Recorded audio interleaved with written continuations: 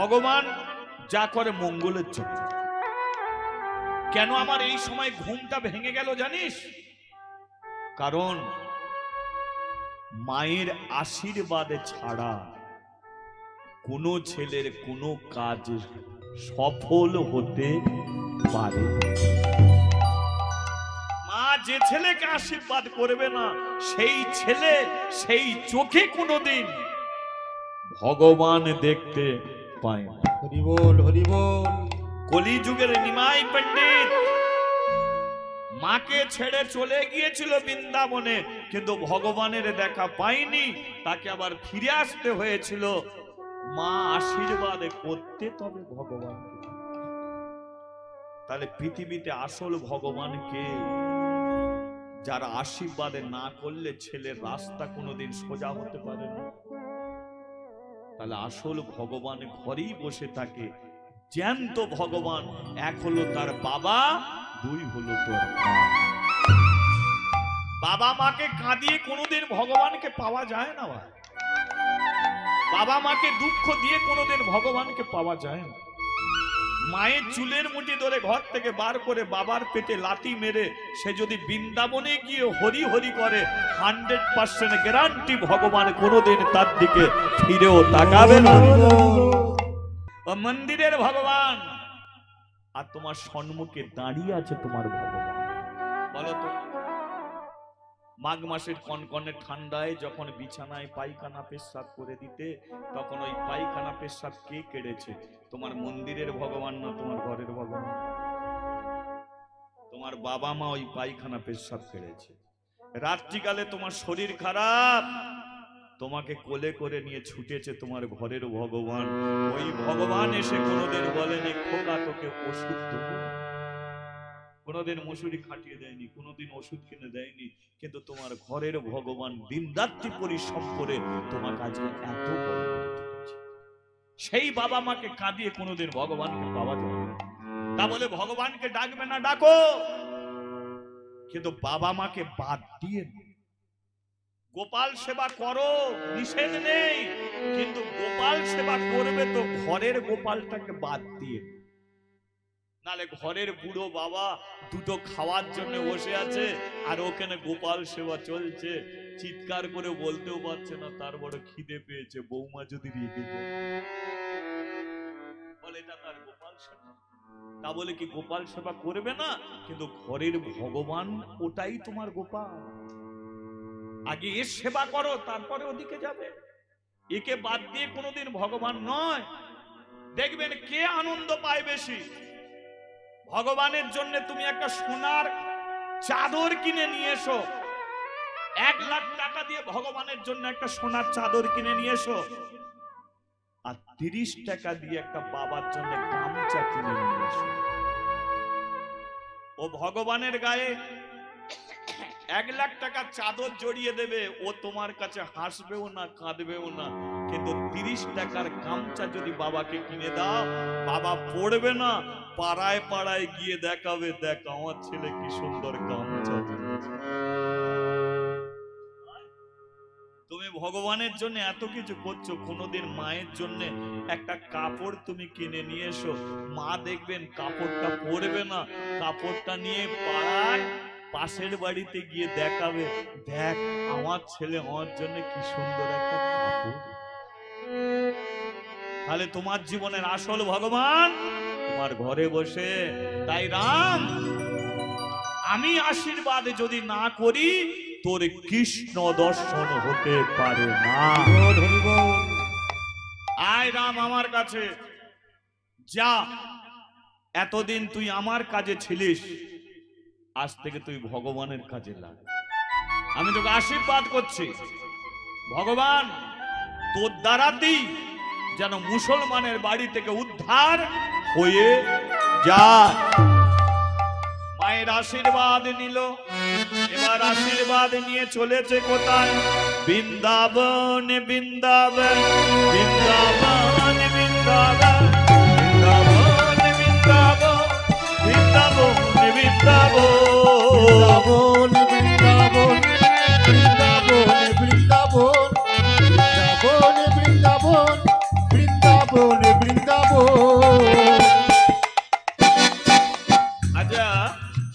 আমি তো ভগবানের সন্ধানে বেরিয়েছি, আপনারা কেউ যাবেন আমার সঙ্গে? আপনারা কেউ যেতে চান? আমি একা খুঁজবো কেন, আমরাও খুঁজে দেখি না। আরে যা যাবে। আচ্ছা কে কে যাবেন না একবার হাত তুলুন তো। আচ্ছা ঠিক আছে, কই বাদ নেই, কে কে যাবে একবার হাত তোলো তো। দেখি ভগবান কার বাড়িতে পড়ে আছে, তাই তো? মনে চারিদিকে ঘুরছে, কৃষ্ণ কোথা, আমাকে তুই দেখা দিলি স্বপ্নে, আমি বৃন্দাবনে চলে এসেছি, কিন্তু তুই কোথা আছিস আমি তো তোকে দেখতে পাচ্ছি না। দেখা দে কৃষ্ণ, দেখা দে। বৃন্দাবনের বেশ কিছু ভক্ত এসে বলে, কি নাম তো? বলে আমার নাম রাম। কাশি থেকে এসেছি। কেন এলি কেন? না ভগবান শ্রীকৃষ্ণ আমার দ্বারাই উদ্ধার হবে। ও তোর দ্বারাই উদ্ধার হবে? আচ্ছা ঠিক আছে, তো তাকে ডাকছিস? হ্যাঁ ডাকছি, কিন্তু দেখা তো পাচ্ছি না। বলে দেখা পাবি না। কেন পাবো না? কারণ বৃন্দাবনে এসে কৃষ্ণ কৃষ্ণ বললে কৃষ্ণ দেখা পাওয়া যায়। তাহলে কাকে ডাকতে হবে? রাধাকে ডাকলে তবে কৃষ্ণকে পাওয়া যাবে তো। তাহলে একটু ডাকা যাবে, রাধাকে ডাকা যেতে হবে। জয় রাধে শ্রী রাধে, জয় শ্রী কৃষ্ণ বলো শ্রী রাধে। জয় রাধে শ্রী রাধে, জয় শ্রী কৃষ্ণ বলে শ্রী রাধে। জয় রাধে শ্রী রাধে, জয় শ্রী কৃষ্ণ বলো শ্রী রাধে। বলো জয় রাধে শ্রী রাধে, জয় শ্রী কৃষ্ণ বলে শ্রী রাধে। मेरे मन में श्री राधे, मेरे मन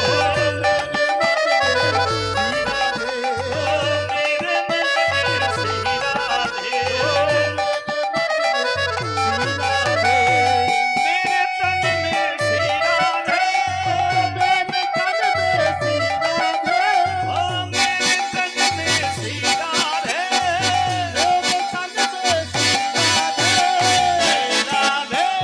श्री राधे, जय श्री कृष्ण बोलो श्री राधे। जय राधे श्री राधे, जय श्री कृष्ण बोले श्री राधे। বৃন্দাবনে বৃন্দাবনে এটা মুখে বলা যাবে তো? যাবে? তার আগে এবার তালি দিয়ে কানেকশন জোড়া যাক। তালে তালে।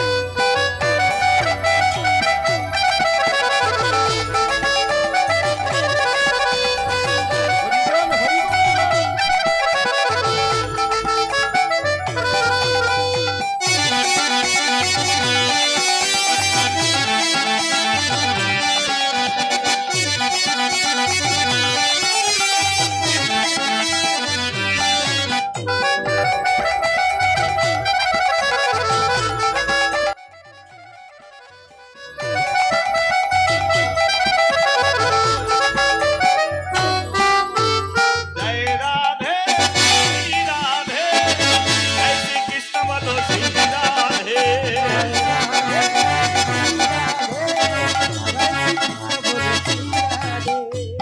मेरे मन में श्री राधे, मेरे तन में श्री राधे। বৃন্দাবনে এর মুখে বলে বৃন্দাবনে বৃন্দাবনে ঝাড়খণ্ডে রাধাকুণ্ডে গোপীগ্রামে নন্দকুণ্ডে ললিতাকুণ্ডে কৃষ্ণকুণ্ডে নন্দকুণ্ডে সামনে বলো পিছনে বলো ডানে বলো বাঁয়ে বলো হংস বলো হংস বলো হংস বলো হাত তুলে বলো। আচ্ছা কিছুক্ষণ যদি হাত উপরে থাকে খুব ব্যথা হবে। জয় রাধে শ্রী রাধে, জয় শ্রী কৃষ্ণ বলো শ্রী রাধে।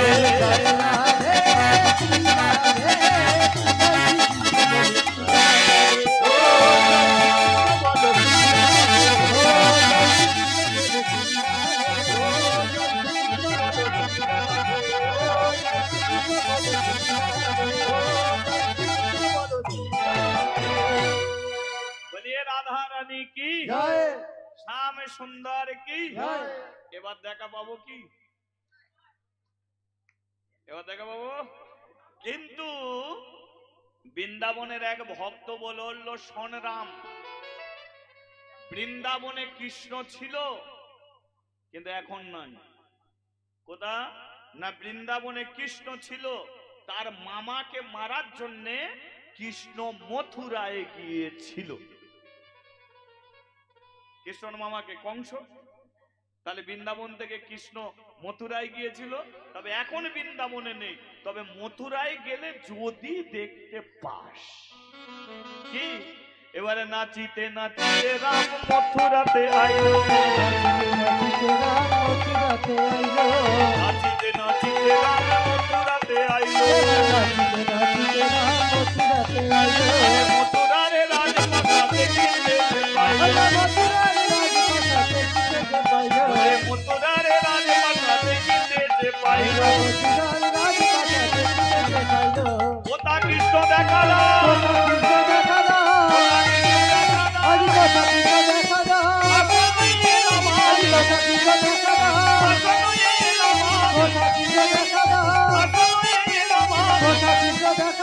নাচিতে নাচিতে রাম মথুরাতে আইলো, নাচিতে নাচিতে রাম মথুরাতে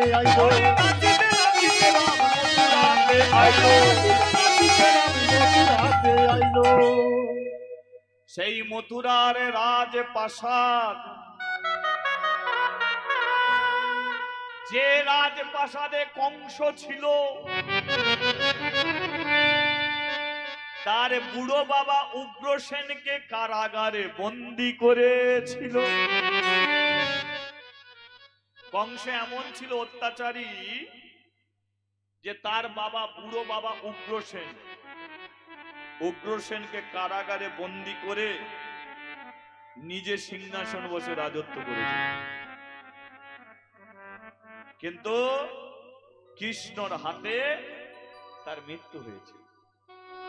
আজকে রাম মথুরার রাজপ্রাসাদে গিয়ে ডাকছে, কৃষ্ণ কোথা আছিস তুই, আমার কাছে আয়, দেখা দে, কোথা পড়ে আছিস? আজকে কাশী থেকে বৃন্দাবন, বৃন্দাবন থেকে মথুরায়। মথুরা বাসিনী বলল, মথুরায় কৃষ্ণ এসেছিল কিন্তু এখন না।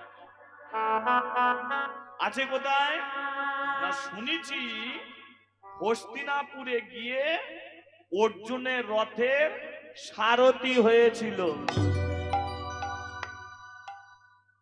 অর্জুনের রথের সারথি, হ্যাঁ, ওই কৃষ্ণ যুদ্ধ লাগিয়েছিল আর অর্জুনের রথের সারথি হয়ে কুরু বংশকে ধ্বংস করেছিল। যদি হস্তিনাপুরে যাস তো কৃষ্ণর সঙ্গে দেখা হতে, তাহলে মথুরা থেকে এলো হস্তিনাপুর, কিন্তু সেখানেও নাই কৃষ্ণ। কৃষ্ণর জীবনটা শেষ হয়েছিল কোথায় জানেন? দ্বারকায়। জরা বেদের হাতে তিনি লীলা শেষ করেছিলেন, তাই তো? জরা বেদের হাতে লীলা শেষ করেছিল। কৃষ্ণর মৃত্যুর পরে, কৃষ্ণ মরে যাবার পরে, কৃষ্ণর নাতি বর্জনাবা তার মাকে বলছে যে, মা দাদু দেখতে কেমন ছিল? কেন? দাদু দেখতে খুব সুন্দর ছিল। বলে, আমি দাদুর একটা মূর্তি করব, পাথর কেটে কেটে। অনেক বাচ্চা ছেলেকে দেখবেন কাদা দিয়ে পুতুল করে, ঠাকুর করে। এ বর্জনাবা বলে, আমি পাথর কেটে কেটে দাদুর একটা মূর্তি করব। মা বলে, তাহলে পাথর নে, ছেনি নে, হাতুড়ি নে। এবার পাথরে কেটে কেটে মূর্তি করছে। মা বলছে, কৃষ্ণ চোখ কেমন ছিল? মা বলে, এমন ছিল। পাথরে কেটে কেটে কৃষ্ণর চোখ হলো, কৃষ্ণর হাত হলো, কৃষ্ণর পা হলো, পাথরের মূর্তি হলো কৃষ্ণ। লক্ষ্য করে দেখুন, মূর্তি করলো, কৃষ্ণের মূর্তি করলো, কিন্তু সে মূর্তিটা আর ওখানে থাকলো না। দাপরের শেষে কলি শুরুর আগেই এসেছিলেন মুসলমান রাজত্ব করতে। এই যেমন পশ্চিমবঙ্গের মাটি শাসন করতেন নবাব হোসেন শাহ। নবাব হোসেন শাহ রাজত্ব করতেন এই পশ্চিমবঙ্গের মাটি। মহাপ্রভু যখন আসেনি, তাহলে মহাপ্রভু আসার আগে মুসলিম রাষ্ট্র ছিল। আর সেই মুসলিম রাষ্ট্রের মধ্যে ওই যে বর্জনামা যে একটা মূর্তি করেছিল, কৃষ্ণের মূর্তি, সেটা দিল্লির বাদশা আদম তার স্ত্রী বলল, এটা কি সুন্দর একটা মূর্তি, জানে না এটা কৃষ্ণ, জানে না এটা ভগবান। আহা গো, কি সুন্দর একটা মূর্তি, এই মূর্তিটাকে বাড়িতে নিয়ে চলো, আমি প্রত্যেক দিন একে দেখব। দেখেছেন? সেই মূর্তিটা চলে এলো দিল্লির বাদশাহ আদমের ঘরে, রাজপ্রাসাদে চলে এলো, কিন্তু রাজবাড়িতে থেকেও কৃষ্ণর ভালো লাগেনি। কারণ ভগবানকে নিয়ে এসে জল দেবে না, বাতাসা দেবে না, ধূপ দেবে না, প্রদীপ দেবে না, তার ভালো লাগে? তাহলে চলে এলো রাজবাড়িতে, মুসলমানের বাড়িতে এলো, কিন্তু বাদশাহ আদম তার স্ত্রীর নাম হলো লক্ষ্মীবাই। সেই লক্ষ্মী প্রত্যেক দিন রাত্রিকালে ভগবানকে দেখে তবে শয়নে যেত। সকালবেলা ঘুম থেকে উঠি ভগবানকে দেখবে, মূর্তিটাকে দেখবে, কাজকর্ম করবে, রাত্রিকালে বিছানায় শুবে সবার যাবার আগে ওই মূর্তিটাকে দেখবে, তারপরে বিছানায়। মূর্তিটা আছে কোথায়? দিল্লিতে। এই যে হস্তিনাপুর দাপরের কথা, কলিযুগে ওই জায়গাটার নাম হচ্ছে দিল্লি।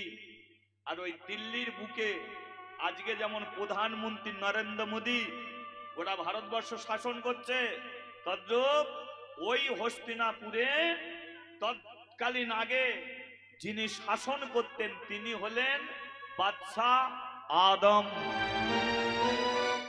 তিনি গোটা ভারতবর্ষকে শাসন করতেন, মুসলিম রাষ্ট্র, দিল্লির বাদশাহ আদম। তাহলে রাজবাড়িতে ভগবান আছে, কিন্তু তার ভালো লাগে না।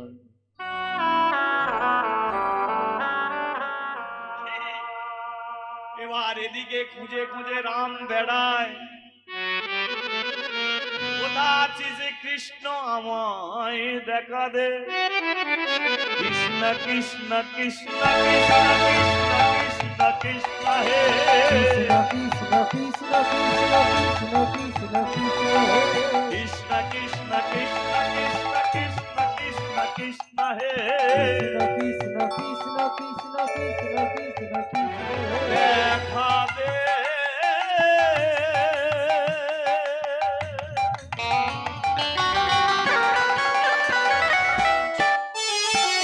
আমায় দেখা দে। দেখা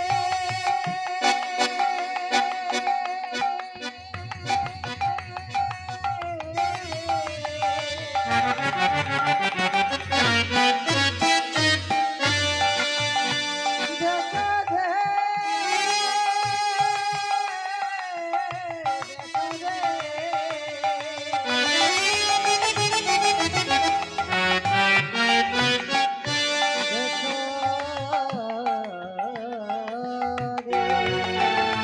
কৃষ্ণ কৃষ্ণ কৃষ্ণ কৃষ্ণ কৃষ্ণ কৃষ্ণ কৃষ্ণ হে, দেখা দে।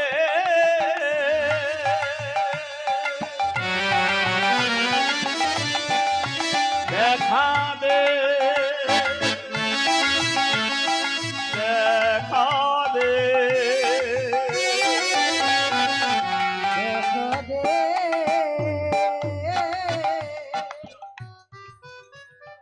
আচ্ছা, বৃষ্টি হচ্ছে কি? বৃষ্টি হচ্ছে? হচ্ছে না? কিন্তু হ্যাঁ, আকাশ যেন মেঘ করে গেছে। এখানে নয় তো, রাম রাস্তা দিয়ে যাচ্ছে তো।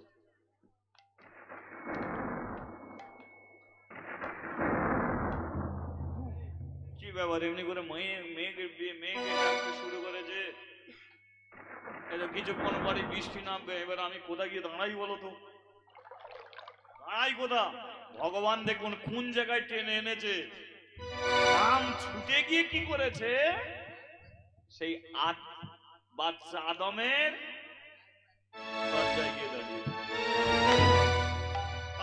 এটা বিশাল বড় ঘর গো, এইখানে দাঁড়িয়ে গেলেই ঠিক আছে। দাঁড়িয়ে পড়েছে, বৃষ্টি ঝমঝম করে নামছে, রাম ভিজে গেছে। কি ওপর থেকে একজন ডাকছে, এই খোকা, বৃষ্টির জলে ভিজছিস কেন?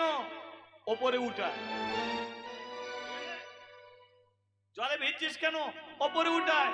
রাম কি করেছে? ওপরে উঠে গেছে। বাজারে কি অবস্থা, একদম তো ভিজে গেছিস, দাঁড়া দাঁড়া দাঁড়া দাঁড়া দাঁড়া। ঘর থেকে একটা জিনিস বার করেছে। মুসলমানের বাড়িতে ধুতি থাকবে না লুঙ্গি থাকবে?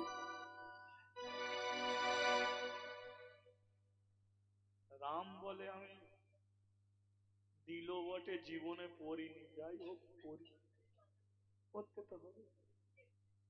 এই বাবা, এই বৃষ্টির জল আর বেরোতে হবে না, কাল সকালবেলা যাবি, বুঝলি? রাত্রিতে রয়ে যায়, এখানে রয়ে যায়, কাল সকালবেলা যাবি, ওই ঘরে গিয়ে থাকবি, বুঝলি?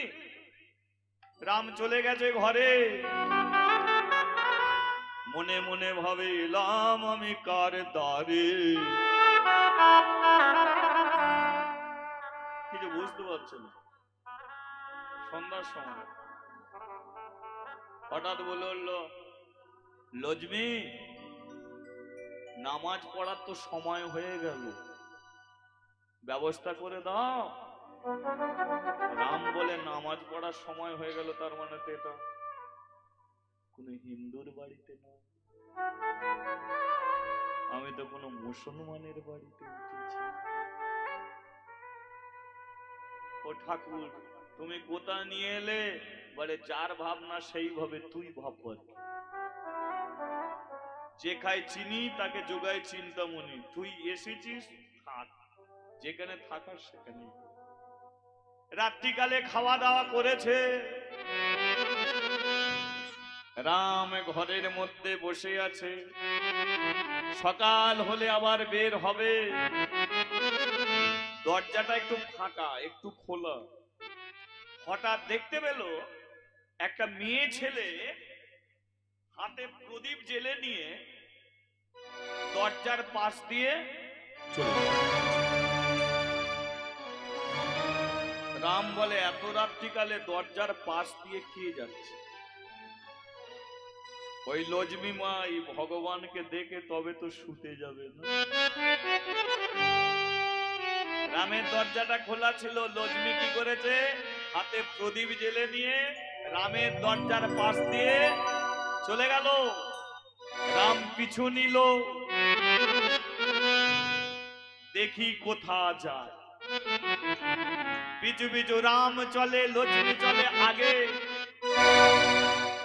লক্ষ্মী কি করলে? একটা ঘরের কাছে গিয়ে দাঁড়ালো, দরজা খুললো।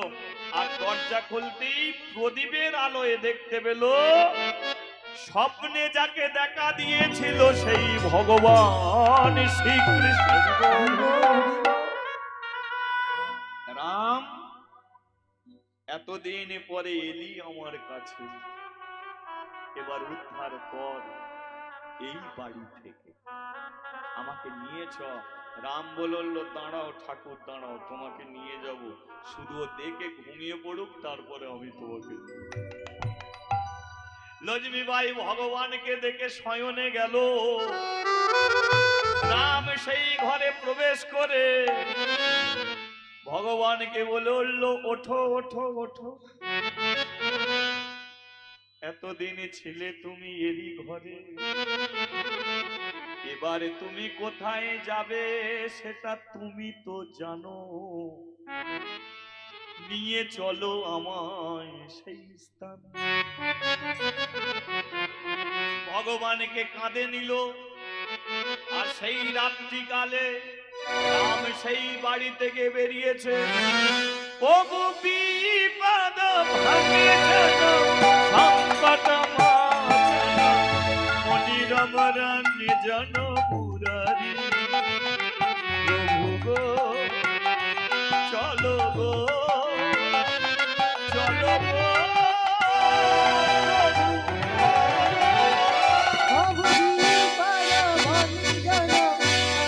চলো গো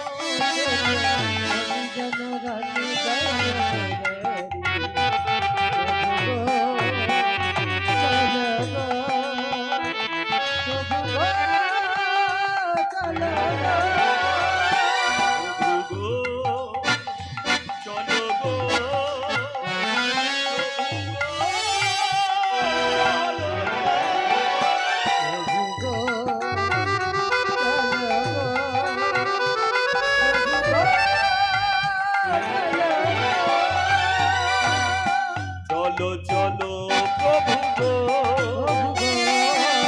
চলো চলো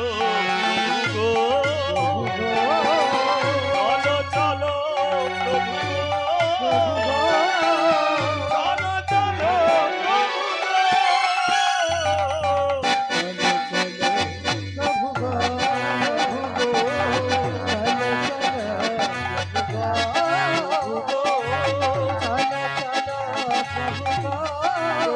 প্রভু গো চলো চলো প্রভু গো চলো চলো প্রভু গো চলো চলো প্রভু গো চলো চলো প্রভু গো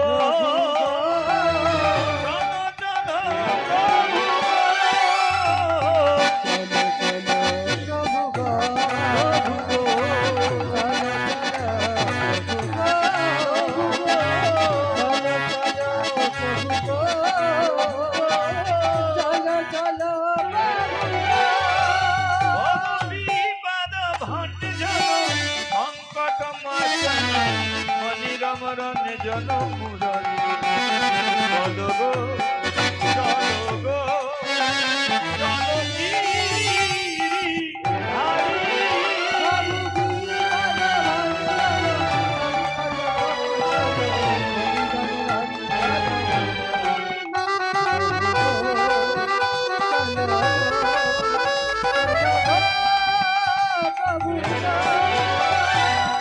এই দাঁড়া, খালি এমনি করে আমাকে কাঁধে করে নিয়ে গেলে হবে না, আমি কোথায় যাব সেটা জানবি তো। রাম বলে কিনা তুমি বলো কোথায় যাবে, বলে আমি যাব উড়িষ্যায়, থাকবো জগন্নাথের কাছে। জগন্নাথ যেমন জগৎ সংসারে পূজা পাচ্ছে, আমিও জগন্নাথের পাশে থেকে জগতে আমি সবার পূজা পেতে চাই। এবারে রাম ভগবানকে কাঁধে নিয়ে চলেছে কোথায়? কৃষ্ণ জগন্নাথ, কৃষ্ণ জগন্নাথ, কৃষ্ণ জগন্নাথ, আমার কৃষ্ণ জগন্নাথ।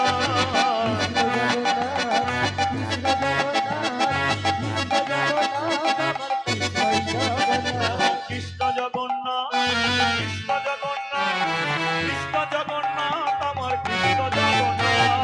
কৃষ্ণ জগন্নাথ, কৃষ্ণ জগন্নাথ, কৃষ্ণ জগন্নাথ, আমার কৃষ্ণ জগন্নাথ। কৃষ্ণ জগন্নাথ জগতেরই নাম, কৃষ্ণ জগন্নাথ জগতেরই নাম। জয় জগন্নাথ, কৃষ্ণ জগন্নাথ, জয় জগন্নাথ, আমার কৃষ্ণ জগন্নাথ।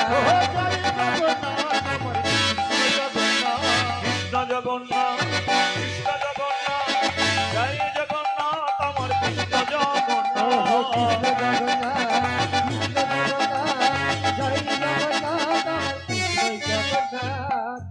বলিয়ে জগন্নাথ ধাম কি, তোমরা একটু আসবে কি? জগন্নাথ ধামের পাশে ভগবান এসেছে, এসো এই ভগবানকে প্রতিষ্ঠিত করতে হবে।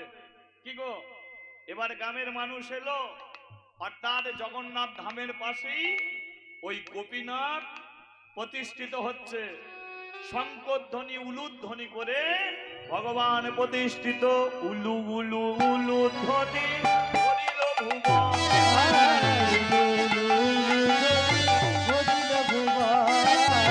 উলু উলু উলু ধ্বনি করিল ভুবন। ওরে ভক্তগণ সবাই মিলে, হরি হরি ভক্তগণ সবাই মিলে, হরি হরি ওরে ভক্তগণ সবাই মিলে হরি হরি বলে।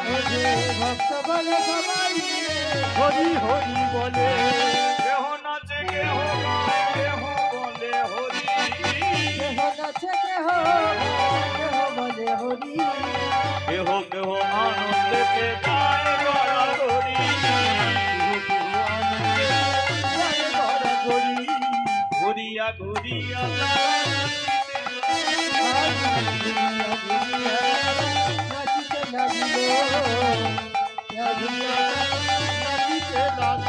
আরে উলু উলু উলু ধ্বনি ভুবন ভরিল।